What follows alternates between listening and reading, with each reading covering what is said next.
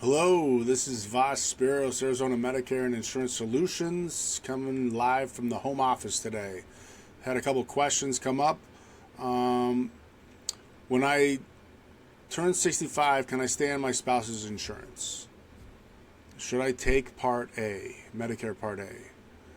And then it's down the road, if he loses his job and insurance, is it difficult for me to go on Medicare Part B plus a supplement? Can I join right away, or would I have to wait for an enrollment period? So just jumping right into these questions, and these are good questions. You're turning 65, you need to know what your options are. Yes, you can keep your spouse's insurance, or you can go on Medicare. If your spouse's insurance is a good plan, hang on to that one. Should you get Part A? Yes. If you've paid into Medicare the 10 years, 40 quarters, you paid your Medicare taxes, then the Medicare Part A premium is covered. If you haven't paid into it, there is a cost for Medicare Part A, and you should look to see if you should take that now or wait until you've paid, you've accumulated the 40 quarters. But if you've accumulated the 40 quarters, then take Medicare Part A.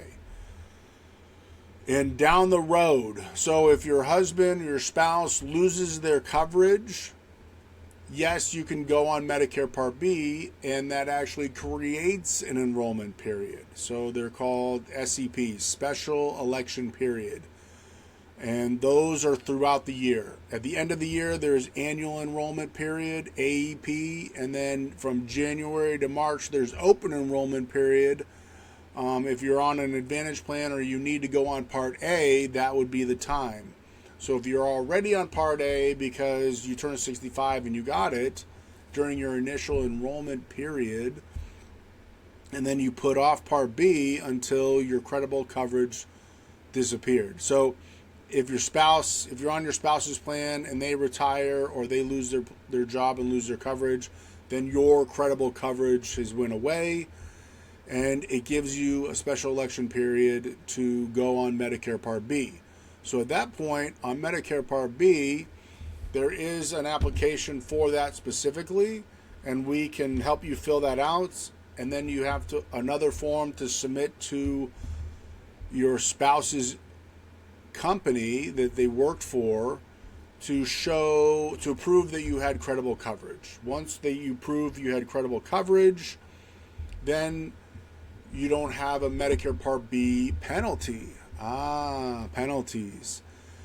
So if you don't take Medicare Part B at the time, or you put it off and you just didn't have any coverage covering it, then when you do take it, you will have a penalty. So we can talk about penalties later. But if you're going on Part B, then we'll fill out the Part B application. We'll fill out the credible coverage form. We'll submit that to the Social Security Department. You'll get the Part B. They'll send you a new card with Part A and Part B on it, effective dates. At that point, you have a 63-day window to pick up a supplement. So Medicare is an 80-20. The 20% cost share is what you're responsible for. And a supplement will pay for the cost share or an Advantage. The Medicare supplement, Medigap plans, Plan G, Plan N, you can go on one of those without underwriting during this 63-day window. During your initial enrollment period at 65, you have more 7 months, 6-7 months to go on a supplement plan without underwriting as well. But if you wait past this 63-day window of losing credible coverage, going on Part B, 63 days to pick up a supplement, you will have underwriting eventually. So make sure to get a supplement during that 63-day window if that's the one you want. So a supplement you pay monthly premium for it, and then there's no co-payments for services when you go to the doctor. The Advantage plans, there's no underwriting, so you can just go on to one of those anytime with a special election period. There's no premium for it, little to no premium depending on the plan, and there's co-payments for services. So we can discuss how those plans differ at a later moment, but for right now, if you lose coverage, it creates an election period. You can get Part B, and you can get a supplement to cover the 20%. So yes. So then circling back, turning 65, keep your spouse's insurance, take Medicare Part A. When your spouse's insurance goes away, apply for Part B, and then get a plan, a supplement, or an advantage to cover the 20% cost share. And you can do that right when that happens. Also, you're going to need to get a Part D drug plan at the time of getting your Part B plan.